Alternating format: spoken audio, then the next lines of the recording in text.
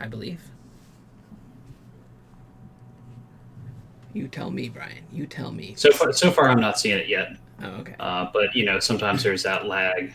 Yeah. Oh, hang on. Let's see. Maybe it's just because it's on your videos. Yes. Here we Cool. go. We're live. All right. And you've got to pop out chat so you can. Pop out chat is up. Hello, anyone and everyone that might be in the chat. I will be paying attention, and it looks like, well, I had it. Pop out chat. Yep. I don't Looks even like know how I'm to the do only that one shit. in there. Yeah. Yep. So I'm learning how to use Twitch, as everyone has figured out now. But so can you see? Oh yeah, okay, I did do that right. You can see the link down there. Okay.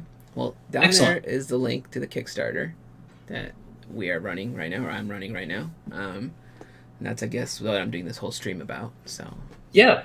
I mean, since you're here to talk about your Kickstarter, you are so close to funding right now. You are less than $1,000 away. You're at like 92%. I yeah, can't wait to can't wait to see this thing come to life. I mean, the art in the book, everybody's been seeing your art at conventions for a number of years now, and hearing little bits and pieces of the stories of the characters and the universe that you're creating, but knowing that it's going to actually be in one nice hardcover volume is very exciting to see. I think one of the things that I'm most excited about is learning more about the characters that you've created and where they are in this universe. So, give me one. I want to talk about that. I'm sorry. I think I messed something up on the whereby. How do I? Oh, give me 1 second here, boys. I'm sorry. There we go. I think we're back in business. Sorry about that. Yeah. So can you ask your question one more time? Sure. So basically, I'm really excited to learn more about your characters in the setting because I see them in the art. I see some of the characters. I know little bits and pieces about them, but I know there's going to be a lot more developed and brought out in the book. So can you tell us a little bit about Yeah. some of the main characters and The idea for this first book is you're basically being introduced to my my main character. His name's Rohan Matthews. He's the traveler who discovers all the extraterrestrial life, and you're basically learning through him as he learns about the ancient ones, what's been going on for a number of millennia, and then you'll meet his guardians, who are the knights, who are in this case in the book one you're going to meet Jupiter and Neptune, who are my two main knights, and then you'll learn about the. So those guys will all be, I guess, Rohan would be your protagonist, and then you'll learn about the antagonist. His name's Beldrun of the Fifth Legion. He is basically an arachnid species. He's, as far as you're concerned, he's the ultimate baddie in this world right now. Gotcha. The idea is I don't want to I have enough material for multiple books, but if I threw them all into one book, I feel like it would overwhelm everyone. Mm-hmm. So the idea is to introduce you to not only just these characters, but also the world they're living in. So there's a lot of there is a lot of writing about a lot of like action and battle sequences, but there's also a lot of world building in here. So you're going to learn about the great city where these ancient ones live, because when he first discovers them, he's on the very edge of the Milky Way galaxy, and then there's a portal there that takes him to this great city that like, think of it like it's just a hub for thousands of races to live, you know, and that's where he meets a character called the chronicler of the Codex, and he's telling him, like, here's who you are. You're important to this. He's integral to this whole thing, and why he figures it out. Like, he's not there on accident. He's there because things have been laid into place to get him there. Okay. And this Rohan character, when he is traveling and discovers this, is he from a certain era? Is he from like present day? Is he from the past, the future? Do you go into that at all? It's first off, it's Rohan. Rohan. Sorry. No worries. I don't. I initially, I think I might have accidentally myself said Rohan, and the problem with that is people associate it with Lord of the Rings. But the idea behind his name is he's. I was trying to think of I didn't want to be like 100%. He's Indian. I made him Indian, you know. So I wanted him to have a cultural name, I suppose. Sure. And I had a list, and that one really jumped at me because I actually have a cousin named Rohan who's super awesome, and I thought, perfect, let's go with that. Excellent. But I was trying not to really put a timestamp on what century he's in right now. It's definitely the future because obviously space travel exists, and he's on the edge of the Milky Way galaxy. So his form of travel is a lot more advanced than what we have now because it would take light years for us to get that far out. Sure. So based on that, he's got he does have like a crew which is mainly made up of humans initially. He will get another crew of like aliens because I like the idea of just diversifying his crew, So, but there's a couple flashbacks in the book because initially what he's doing is he's looking for his father. And that's how he ends up where he is. So there's going to be some flashbacks to give the audience an idea of what may have happened to the father, who, without giving too much away, that the dad knows a lot of what's happening already, but doesn't want his family to be involved in it. But now, obviously, his son is involved. So okay, cool. Are we going to learn more about his crew in the stories that are in the book? Yeah, you'll definitely meet his crew, and then you'll meet some of his father's crew in this first book because I want you to I need the audience to relate to human characters before I can get them to relate to aliens, right? It would be a huge leap of faith if I can just. But at the same time, I feel like. People who grew up watching a lot of science fiction, fantasy, and stuff like that won't have that hard of a time saying, well, I guess there's aliens on the ship with them now, oh, it's Squid Dude. Cool. He's coming along for the ride. There's no Squid Dude in there. I'm just throwing out an example. Right. I don't want to... as long as there's personality traits that people recognize and can relate to. Yeah, so that's like any sort of humanoid type creature. So I try to make his crew kind of, when I created the crew, I was thinking of it like a sort of like a D&D raid party. Like, like there's a character in there that's kind of the tank, and there's a character in there that's very sly and sneaky, like a rogue. And I did that on purpose because I want, I want you to have a good. Like, I'm writing this series to this point where I want everyone to have fun with it, but I didn't want to get so technical that you're like, this is now boring to me because you're throwing all this math and numbers. And initially, I think way back in the day, 5 years ago, when I first started putting the series together, the idea was I thought it was cool to keep like hard science in there, and I would talk about how everything works off this mathematics and like Jupiter has these specific abilities that I could associate to existing mathematical theories and stuff. But the problem is, I noticed that more I was talking about that, it was kind of boring. I noticed that more I was talking. And then you also have to get it. And then you also have to really get it. And then you also have to still get it. And then you also have to. Do you have it playing on? Do you have it on Renegade's channel? Renegade's channel? Yep. Problem solved. Okay. So one of the things with that, especially like about that, guys. I'm like I said, still new to Twitch. If you're doing that hard science, then you've got to know your hard science, or you've got to have people that can back it up and can really justify that it's legit. Because when you go fantasy, you don't have science fantasy. You don't have to really come up with all the answers.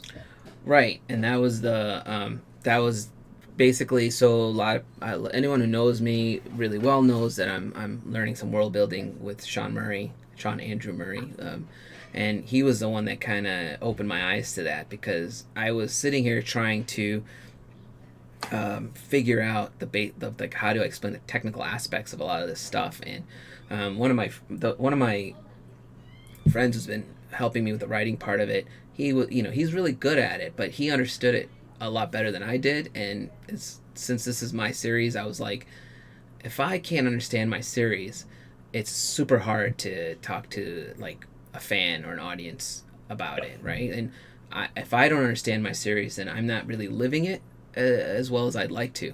So Sure. that's when I was like, I need to go back to, Sean was like, it's science fiction. You're supposed to have, fun with it. Like, you should, if you want to fire, like basically, you want to jump from a spaceship to another spaceship in the middle of light speed, you can do that in sci-fi. You want to fire a laser pistol out at something in the middle of dead space, you can do that in sci-fi, right? I shouldn't have to explain the the aesthetics of why that would work, Right. basically. Like, and once I started doing that, man, I mean, the characters started flowing, the artifacts started coming out a lot easier because I didn't have to sit there and like, yes, you had to figure out what that artifact does and why it's important to the world to a certain Hmm. degree, but I didn't have to Right. stress why it does, like, why is it working the way it does. It's like, You, so, right. You got to throw out the metachlorian count, and ha! yeah. There's no metachlorians in here. That was, oh my god, don't make me cry. If I ever see Luke, he's gonna get smacked for that one. Um, but it was like, for example, Jupiter has a gauntlet that he wears called the Aeon of Horus, and the original idea behind that is he defeated five other warlocks, powerful warlocks, and there's crystals. Yeah, obviously, the idea came to me from the Infinity Gauntlet initially, Hmm. but there's crystals that house their energy, their essence. So those warlocks aren't essentially dead; they've just been kind of sucked into this gauntlet that empowers something. It's Jupiter's other artifact. He's got something called his orb of awareness, which is like kind of like his. In our case, it'd be a third eye, but in his case, it's a Kind of second like eye. vision, sort of. It just helps him, like his orb of awareness helps. That's where like the future, past, and stuff comes in. He can see Okay. things, and then so the warlocks enhance all his like magical abilities, and Uh-huh. that was the thing. Magic. I wanted a magic system to exist in my world because I love fantasy. I love Dungeons and Dragons, so magic is a big part of that. So getting magic into a sci-fi world, it's a little tricky, but people seem Yep. to not. I'm not being overly judged by it. The idea is Not magic. yet. Not yet. I mean, some people don't agree with it, but they can kiss it. Um, Yeah. the idea behind it is eventually I want to turn this into into obviously I have books I want to write first, and that's what I'm Hmm. delivering on right now through this Kickstarter. But the idea is to make a board game, and eventually, if I have enough characters and artifacts and worlds, I can turn it into an RPG. And Sure. then it's a lot. Then I can really live in my world. Like Yeah. as And I other people can live in it as well. yeah. You had mentioned about the warlocks and that those their powers being in the gems in the gauntlet. Can you like talk a little bit about warlocks and how that magic kind of not necessarily how it works, but where it comes from? Like, is that magic like just pulled out of the universe? Does it come from gods? Does it come Um, from some pact with some evil entity? Right, you kind of hitting all the. So if you like look at it as a kind of a general D&D angle, they can get Yep. their abilities from multiple locations depending on who they are and who their deities are, and so on and so forth. In Jupiter's case, the idea is a lot of his abilities are being pulled from dark matter. That's the way Okay. I originally wrote him. Hmm. And I really haven't shifted from that too much for him because I really like the idea of this mysterious thing that's dark matter in space. People are trying to sort out what does it do, why is it there. Uh-huh. There a lot of I've been to. I went to this was like 4 or 5 years ago when I went to the Adler Planetarium. There was a guy there that studies dark matter, Hmm. and he was talking about how there's energy in dark matter and it does something specific that no one's figured out yet, obviously. But he's sitting. That's his job. He's sitting there studying it, trying to see if there's changes in it, and that's what kind of gave me this idea. I'm like, what if there's energy in there? What if there's like I could have easily been like he pulls his strength from a dead star, Yeah. or he pulls his strength from the closest planet, or those are typical things But that but those are also limited, like right. because if once that energy reserve is drained, then is he Then then what, right? powerless? Right. Right. So dark matter seemed like it's very I'm gonna put quotes on it, but infinite to a degree right Uh-huh. now. Sure. So I started with that idea, and then these other warlocks were basically the idea behind these other there's five of them was they worked for Beldrun. They were Mhm. also on specific there was part of specific wars that Jupiter, his name's Tolja, that he's already been part of. So like when you meet Tolja, or the Knight of Jupiter, he's already been fighting this war for a long time, and he's not like, there is a backstory to him in this book, so you get to read a little bit about his past and where he comes from and how he becomes one of the Knights of Sol. So like you realize that he's basically like a well-trained general. He's seen battles, so he's gotten better and better and better, and he's super good at what he does. And I mean, if you want to compare him, I mean, I could compare him to a Star Wars character if you want to, just to give you an example. But go for it. So I would compare him to Obi-Wan Kenobi.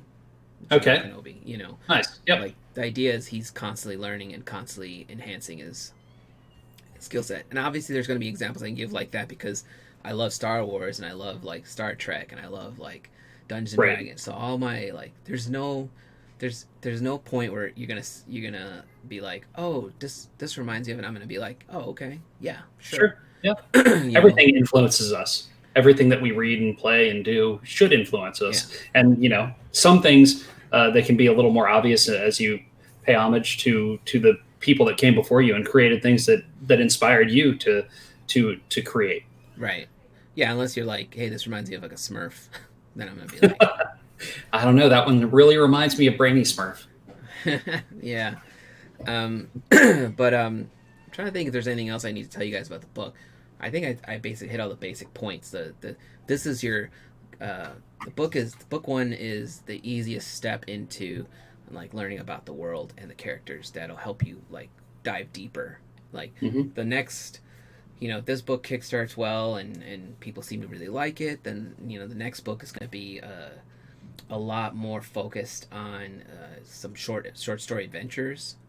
Okay. And a lot more focused on some of the newer characters.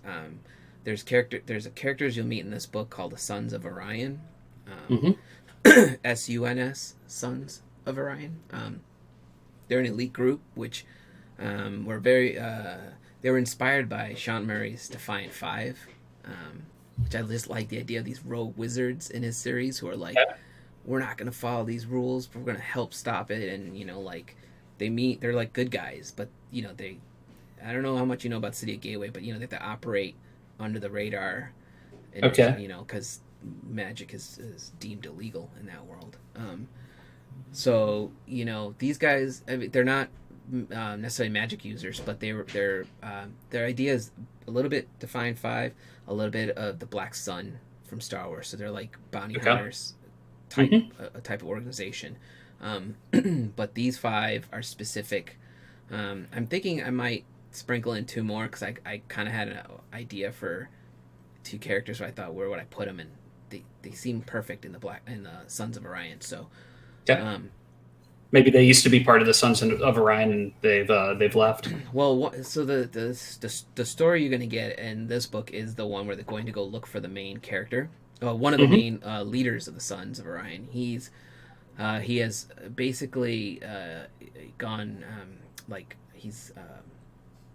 Ronan. He basically failed at stopping Beldrun, and in his shame, he basically goes away and goes into hiding, and nobody knows where he is. But now that things are starting to level up again, and Beldrun's back in play, and now Rohan's in play, they're like, we need to go find him and bring him back in because he was pretty much the only one that came as close as possible to stopping Beldrun. Gotcha. Jupiter's pretty strong, but this guy is, he's like a elite. And I like to think that they work well as a team. So I wanted to kind of write like an adventure where they're like, you won't get that till the next book, but the adventure idea is they're, like I said before, they're like a raid party. So they're gonna go in there like, clean house. Like think of like aliens. They're landing on they land on that planet, and then the Marines just go in, and you're like, these guys are gonna wreck stuff. Obviously, they get wrecked in the end, but you get the idea. So thinking about the book and thinking about all these little bits and pieces, and since it's not on a linear timeline, the stories that are going in, have you thought about putting an actual timeline into the book layout, so that people, the readers, can kind of associate some of the stories and what's happening and have a better idea of the history of what's going on? Um, so what I've got right now in the book layout is kind of I don't have a better name for it, but I've been calling it a space map, which Uh huh. maps kind of out like the worlds you're going to visit in the book. Hmm. And I do like the idea of a timeline, but what I wanted to do was once I reveal more of the stuff, then Hmm. like so what I might do is if anyone's following me on Patreon, what I might start doing is lay out a map on there, a timeline I mean, and as Hmm. more stuff gets revealed, the timeline itself gets revealed, and Nice. uh, I'll also coincide that with a map on the website, so I'm not going to just hold it to the patrons, but they'll get to see it first, obviously. Cool. I like that. I didn't want to put the timeline in this book just yet. If book one, if you know, if I ever make it to book 3 or 4 and book one needs to be reprinted, I'll probably throw it in there because I don't Uh want to huh. give so much away. I feel like if I put the timeline in there, it might be like. But I understand what you're saying. I could put a basic time. You could Excuse just me. put in the elements that are in this book, and then Yeah, in the next book take that same flush it timeline out. and then Yeah, add pinpoints to it. that is not a bad idea. That's what I'm here for. And I feel like I could. I still have. I could probably still add that to the book.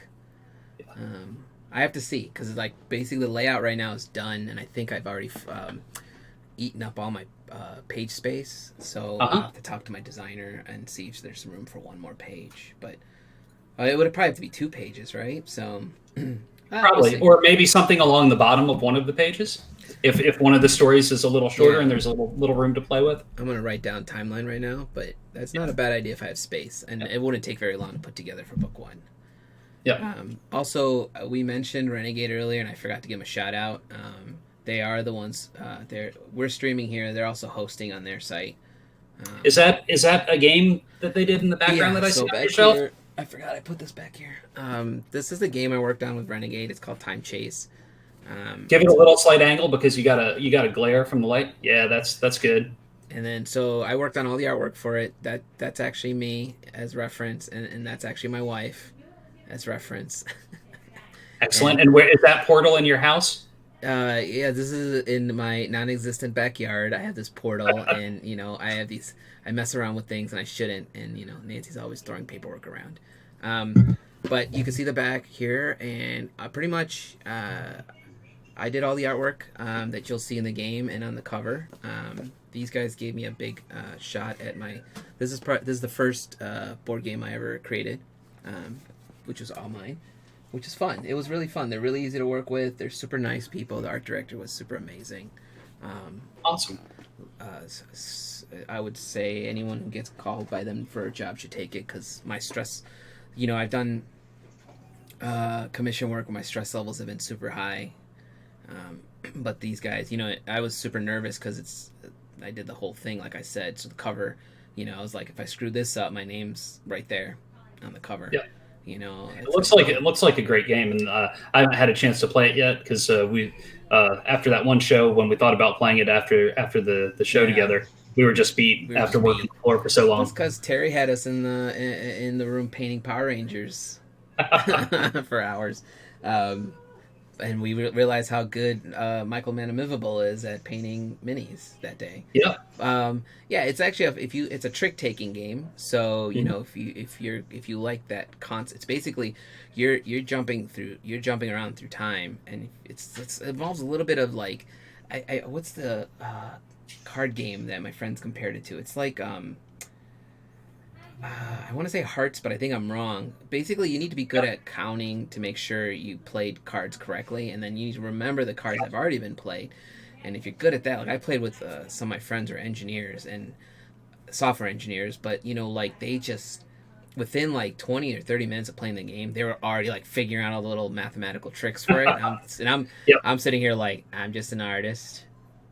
I guess I will get some more I, whiskey. I have a terrible memory. Yep. I I'm have a not going to terrible win this memory. one. I play this game on pure luck, like Excellent. so. But it's a fun game. It's quick and Awesome. it's not that hard to learn. So I like games like that. So yeah. So thanks to Renegade for hosting too, and you know um, I appreciate all the fans that keep coming by and talking to me. at the shows Excellent. and stuff. Yeah, at Gen Con they were super nice about sending a lot of people over to my booth, so a lot of people learned about the Ancient Ones just through me doing this work with Renegade, which was super Oh, awesome. that's fantastic. Yeah, so That's great. I almost did the It's French wonderful. version of this game too, but Oh, really? I just didn't have the. I got a baby at home now too, and the Yep. timetable just didn't work out. I had like a very short time period to do.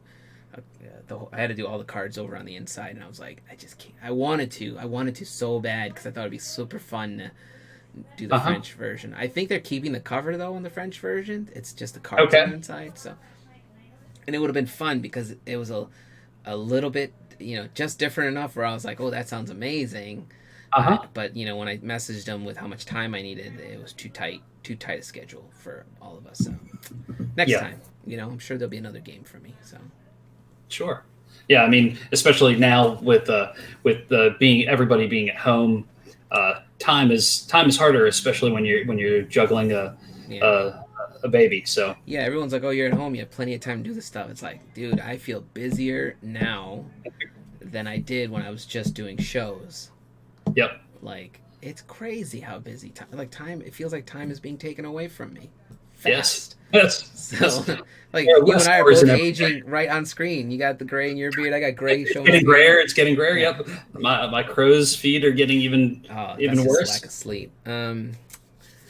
Let me think. What other cool little things can I tell you about the series? I am working with. I don't know if you guys know Lee Dotson. You might have met him at Gen Con. He's a super talented artist, but he does 3D stuff on the side. And he actually sculpted a version of Jupiter that I thought I would get in the Kickstarter, but obviously I ran out of time. But he sent me like some previews of the sculpt. It looks super amazing. So Awesome. I feel like that might be my next Kickstarter. Do you want to share any spoilers on screen? I don't think I have any to share. Let me see.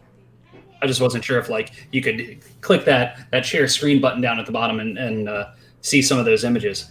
But if Oh, not, you can send them to me after the I will call. send them to you later. And yeah, basically he's trying to figure out. So he based it on the actual print of Jupiter, where he's going sideways and he's like casting a spell.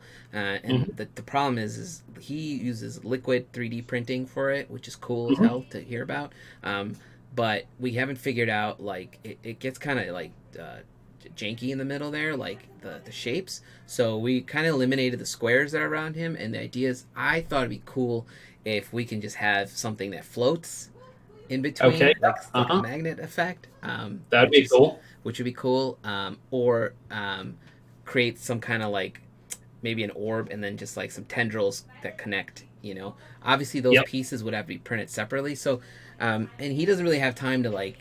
He basically out of the goodness of his heart did the model. Uh He huh. didn't. He's Okay. like, and then he recommended some other artists to help me go to the print side of things. But he printed one on his own, and then I'm waiting for him to ship it to me so I can take a look at it. And if it's as good as I think it is, which, yeah, so that's Jupiter. So for anybody that's watching at home, this is Jupiter, and this is what he's talking about having sculpted, which I think that would be pretty rad. Yeah, I might share the 3D sculpts on my Patreon if anyone's interested first, Yep. because it's super rough, and obviously I have to ask permission from Lee before I share it. So that's probably a good thing I didn't just post it up here. Um, but yes, if you want to follow me on Patreon, you might see it there.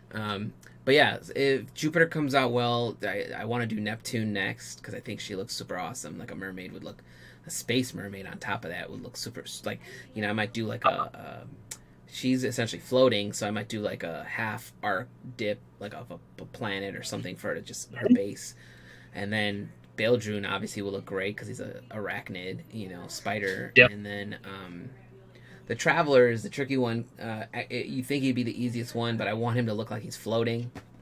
Right. So like if I could figure out the trick for the piece floating in the hands, I'm guessing that's how you do with the base and the guy on top, maybe. But I want I to can get all very. four. I'm Go sorry. ahead. I want to get 4 of these done. I'm actually talking to another friend of ours, Tom Babby, who's Hmm. in our World Builders group here. He's got a sculptor who might be able to help me, but I don't know if that his sculptor prints big. I wanted these to be like, 5 inches at least. I could almost see these as action figures versus sculpt, like versus Yeah, like statue type pieces, especially like if it had that kind of jagged style that your art has to it, it could make for interesting toys. Yeah, I thought, man, I actually reached out to Funko. Uh huh. I don't know if I can name drop them on here or not, but because I was like, how do people get them to make, because there's everything, you think about it, yeah, you name something and there's a Funko for it, Right, right? but they have developed IPs that people are like they already have a large fan Sure, base. but You there's know. also like the very random, like I've seen like oh, I can't even think of an example right now. I've seen like smaller companies that have Uh-huh. their pops made, so I messaged them just to be like, here's my series. Here's these characters. I'd love for these to look like a Funko Pop. Right. That'd be Uh-huh. great. How do I get it done? And then he sent me back. They're really good. They're really polite, by the way. And Uh-huh. he sent me back a response, basically saying, "Here's this couple of little avenues you have to hit." And they're very selective, obviously. Right. So and I, Very selective for the millions of Funko Pops they put out. yeah, and by very selective, they probably mean if you pay the right cost, we'll make you a Funko Pop. Um, but it's something I have these kind of ideas. Like you and I are thinking about doing a card pack of some sort. So like I'm trying. The idea is I don't want to stop at just books. I mean, the initial Right. idea was these stories I've been writing forever. These stories that um, my co-writers have helped me embellish, and then I have to move past that at some point. So what's the next step, And I don't want to just make a product just for the sake of making a product. I want to make something that I actually want to be make. Like I Of should course. enjoy Yeah. it. If you make something you don't enjoy, what's the point? Right. You might as well be making something for some completely different industry that Right. you don't care about at all, because then Yeah. it's just a I piece of might as well go plastic. get a job at Funko and create the pops that they sell and be like, here's another pop, whatever. At least you still like those, so at least that's not too far I'd be out of like Discount your. City. Don't Yeah. tell everybody about my addictions, man. Sorry, you should have somebody else on here then. I put them away. I've curbed it. I haven't bought one in years. I was gonna say months, but I'm trying to Has remember. it really been years? I think a That's couple. good. It's been. I personally have not paid for one in a long time, but my friend Greg definitely hooked me up with the Mandalorian, which, Yep. and then my friend Yancey hooked me up with a collector's edition Tron. Hey, you Nice. guys should see this thing. It's pretty badass. Oops. Here. Boop. It's so hard to see off the glare. Can you take it out of the package so we can see it? No, it's in a. He even got me a special case for it. So, who do you think you're talking to? I'm not gonna take it out of the case. I don't know. So we now this is totally off topic. We unearthed all of my Muppets toys from under the Oh, house this past weekend for my kids to play with, and they're like old stuff. But do you have like the? I used to love the. I think it was McDonald's made them. They were like the Muppet Babies. It was like Kermit came with a tricycle. oh yeah, I remember those, but no, I don't have those. These Oh, were like from I want to say like early 2000s by a company, uh, the company that's no longer in business anymore. Um, but they made a whole line of them, and they look so good. cool. Yeah, I mean, like those are the kind of things like I was always like I like so it's like those little vinyl toys, right? Like I Yep. love those things, and so if I can make my characters into like something like where's that? Like Kid Robot style. Yeah, exactly. Vinyl Kid toys, yeah. Robot's a perfect example. Yeah, like a little vinyl like Jupiter, Or I was trying to find my friend had gifted me these Overwatch ones where they're like I've got an idea, but go ahead. yeah, they're like they have like like they look like what do they call them, chibis or whatever, the small bodies and the big heads. And Yeah. I thought these are cool. How do I get somebody to sculpt in this style for me? But I also These have are ideas. the Oh, thing those are that cool. makes me think of your stuff is that it's more angular.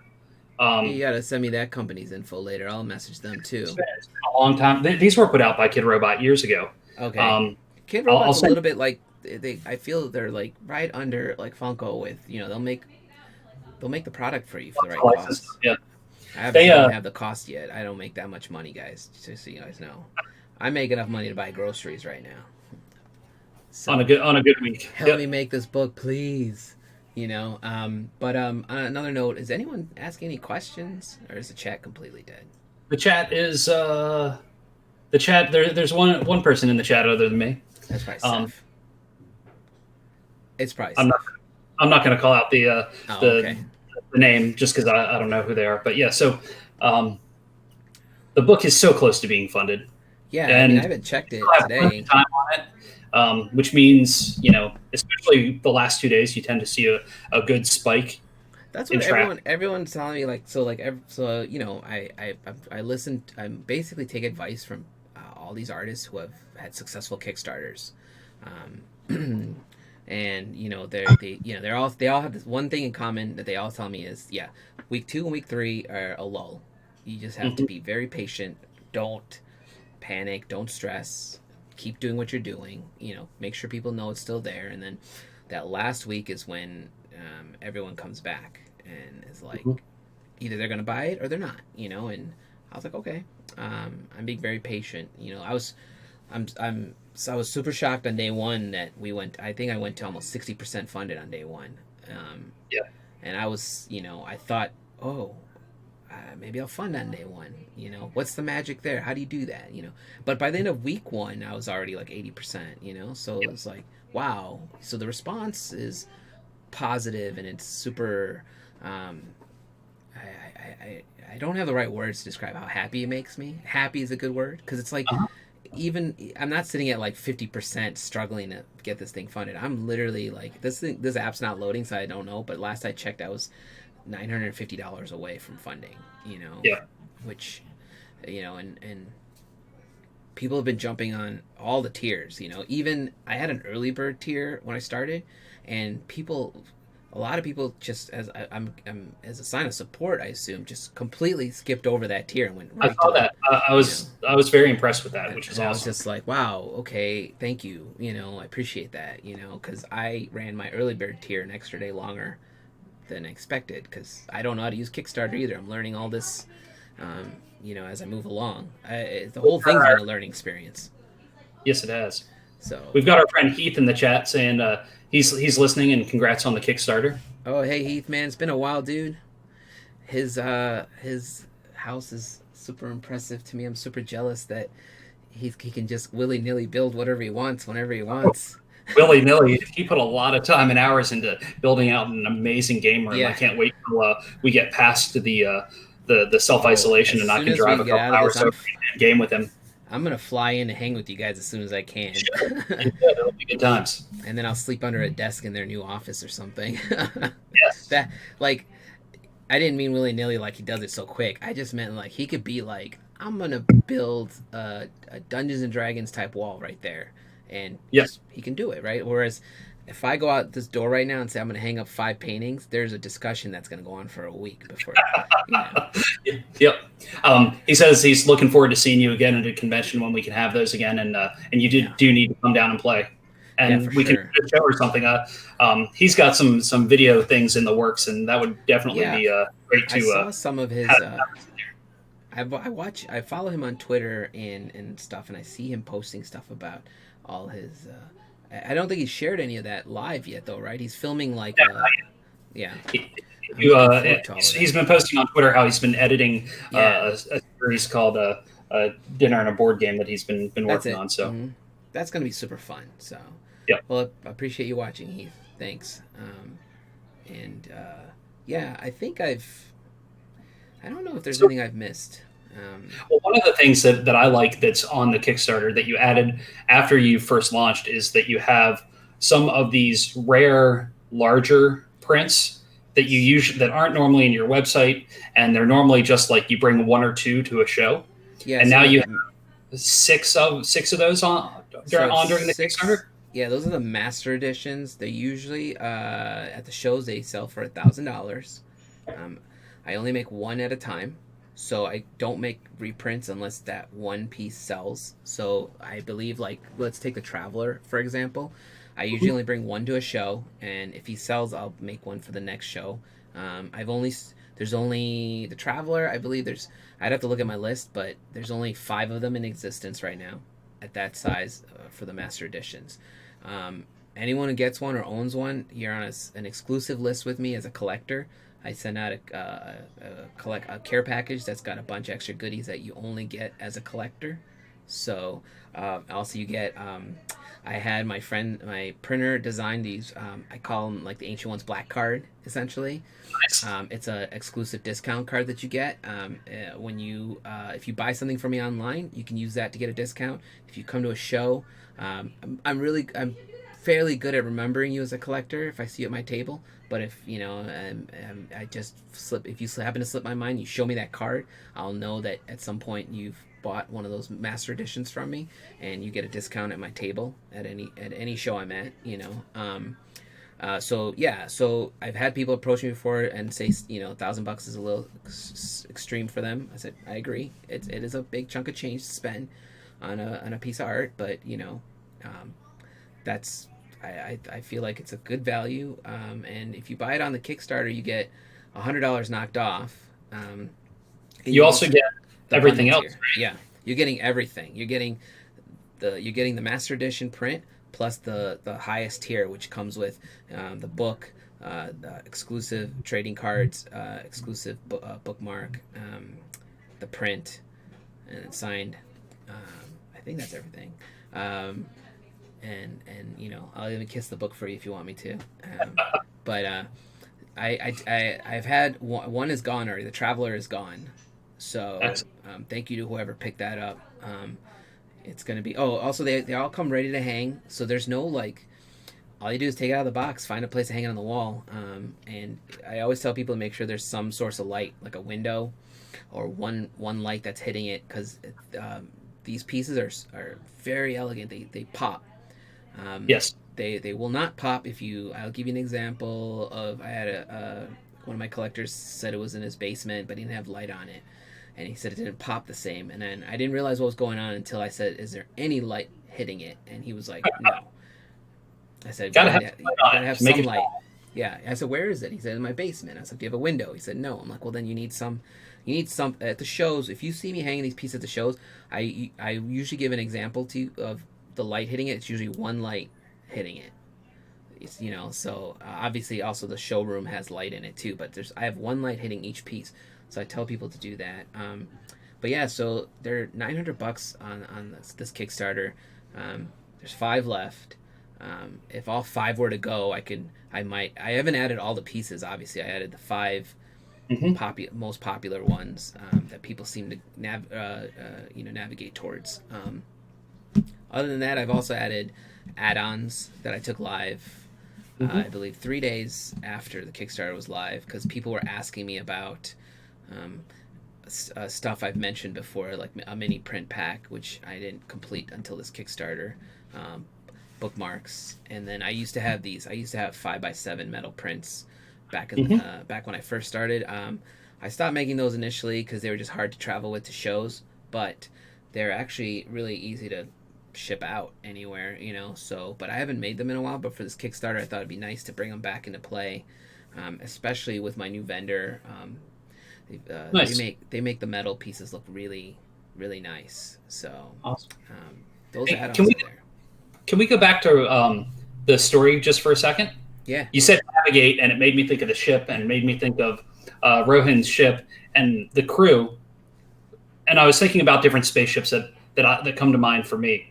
With his ship, is it like it's like a Falcon where it's just big enough for so many people? Is it like Serenity where it's like that size, or do we have something where it's bigger and there's it's not like a Star Destroyer or like a Battlestar or anything like that. Think of it, it's kind of like I kind of had the idea for like the Normandy from Mass Effect, but that's a little too big because there's a lot of people on that ship too. So then if you bring it back down a little bit, think of it like Millennium Falcon's a good example, but a little bit bigger because it's got to be able to carry a crew of like 8. So okay. I'm telling you right now, there's 8 there, right? Awesome. But at some point, what's going to happen is he's going to, once he interacts with the Ancient Ones, or interacts with the Knights, I should say, because those are the guys that are going to bring him into play. They themselves, like Jupiter's ship, is called Osiris. It's a big ship. So literally, Rohan's ship can be parked inside of that ship. So, Okay. then his crew's gonna kind of. I don't want to give a number to it because it's a big ship, so there's a lot of moving parts in there. But the Uh-huh. original idea is like, yeah, he's on a ship with about seven other crew members. Um, Okay. I didn't want to design it like the Falcon because it's not really like this. It's not supposed to be like this like crazy fast moving like smuggler ship. Uh-huh. It's an exploring.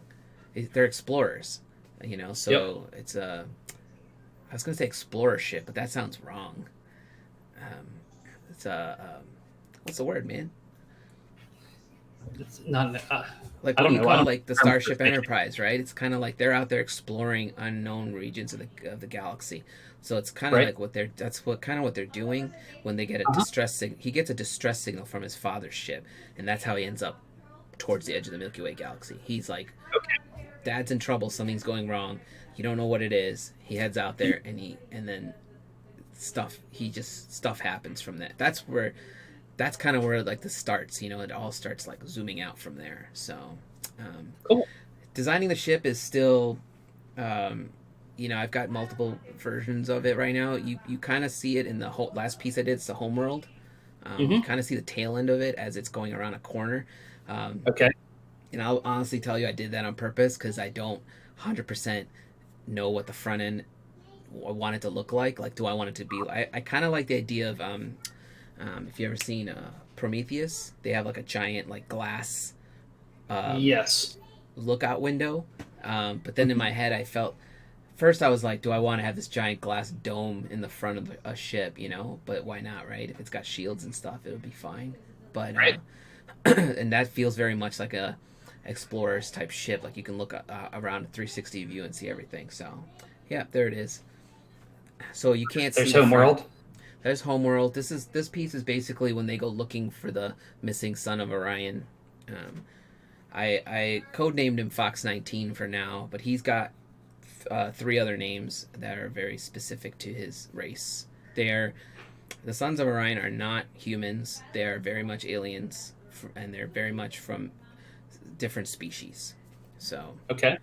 with that comes different abilities. But yeah, that ship, you know, it could evolve at any point into something else. These are almost all these pieces are like I'm here tinkering, I'm here having a good time, and this Uh-huh. felt that there's a lot of moving parts in that ship that I put together to create this thing that you see here. And the front end, I do have five versions of the front end, which none of which I'm happy with. So it's like one of those deals. Like when I keep designing, you'll have that aha moment where you're like, yes, that's perfect. Like initially, Jupiter didn't have a head, for example. Um, I designed him without a head because I thought there's a cool idea. Let's make a character that's headless that can actually. And I don't then have to draw a face. I don't have to draw a face. You're on to me. Um, but my wife, who's a psychologist, and a bunch of people who are really good at art, were like, you need hands and faces because people relate to hands and faces.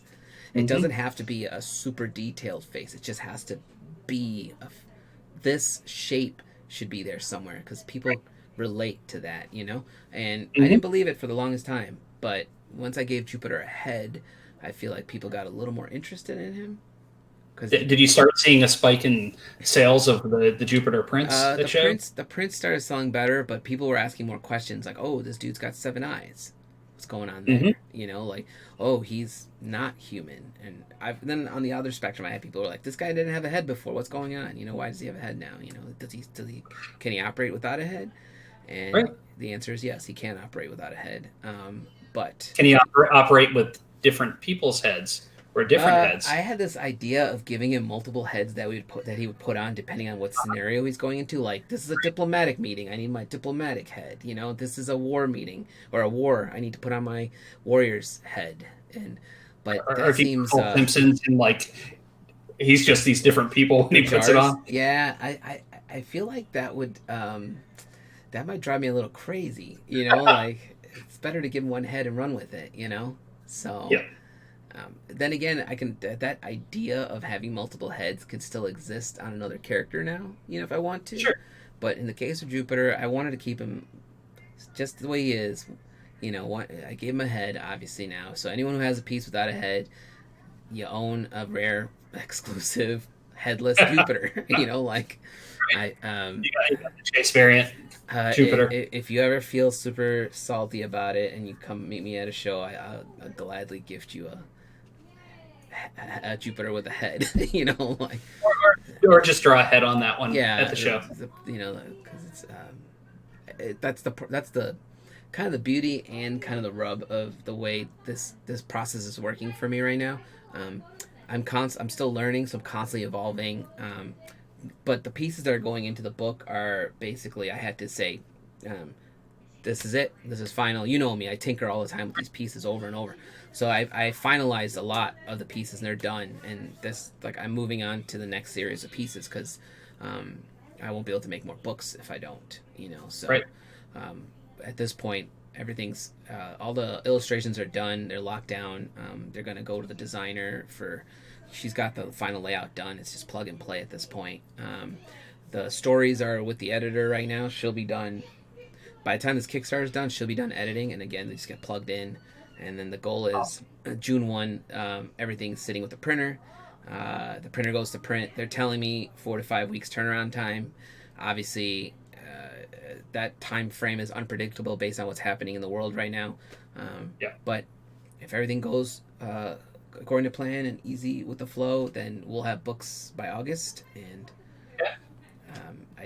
apparently there's not going to be any. I don't know what show I'm going to bring them to this year because I think shows are getting canceled left and right. I think it's all going to be 2021, probably. Yeah. So, but everyone who's on this Kickstarter, hopefully, I'm hoping to sign and get all these books to you by August.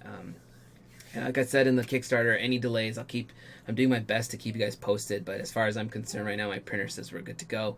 My editor's good to go. Designers, everyone's on par. Everyone's good to go. So no one's, delayed yet. So, but we are running close to the hour. Yeah. So I appreciate you hosting with me today. Absolutely. The idea of this whole channel now is I've got an idea to run a podcast. I'm hoping to do it weekly on every Friday. So some names have been thrown around, but the one that really stuck with me right now is Panicle, a podcast for geeks. So I might run with that name, but it'll run under this channel, obviously. I'm not sure if that's a good idea or a bad idea at the moment, but everybody knows this channel. So the idea is going to be a podcast for geeks. It's going to be we're going to talk about art. We're going to talk about some geeky stuff. We'll talk about board games, whatever the subject of the day is. So I'll probably have multiple guests on. Who knows? Maybe next time we get Heath on here with us. So we'll have 3 guests. But anyone who is interested in the Kickstarter, the link is right there. Yes. It's also in the chat if you view the chat. Yeah. Otherwise, if you just go to Kickstarter and type in Ancient Ones, I believe mine is the first one that comes up. I have not confirmed that, but last time I checked, I was the only one with that in my title right now. Excellent.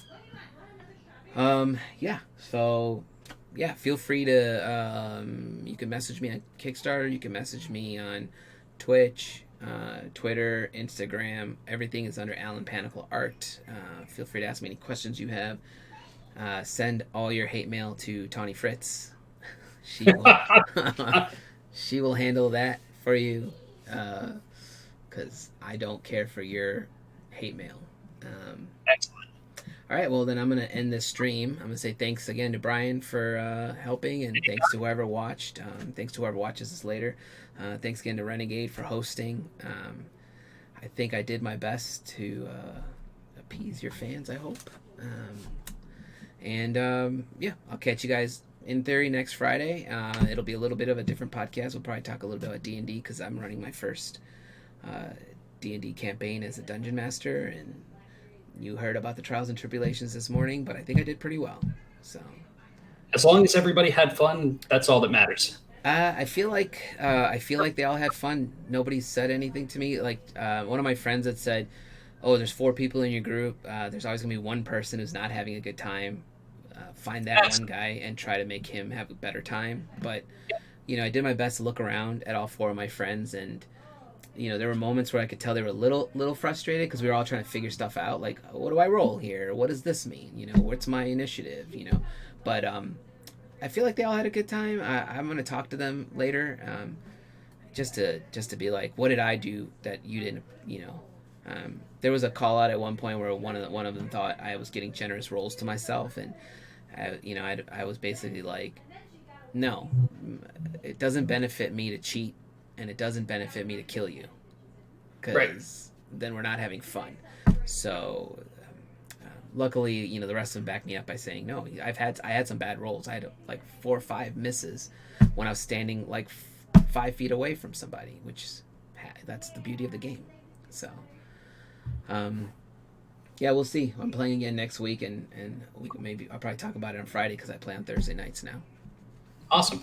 Cool. Yeah, I've got a regular Thursday game with the kids, which is really fun. So yeah, that app you showed me this morning looked pretty impressive. Got to pull things out of people, trying to. It's harder to get people to get into character unless you start throwing things in that are kind of specific. I noticed that. I should have done. That's the one mistake I made. I noticed was, instead of starting them at like a tavern and getting them to kind of interact with each other, I went exactly by the book. And I threw them right on this trail and right into the adventure, and they kind of had to learn to work with each other. When I should have been like, because they were like, "Why are you on this wagon? Like, why are you here?" And I was like, "Dang it, that was a missed opportunity." Like, I couldn't like zero and kind of just gel the group together. Yeah, I should have just done like a quick flashback. Let's go to a flashback, y'all in a tavern again. Yeah. So, but yeah. So, all right, man. Well, I'm gonna kill this feed and then hang out for a minute there. So. Thanks, everybody. See you guys.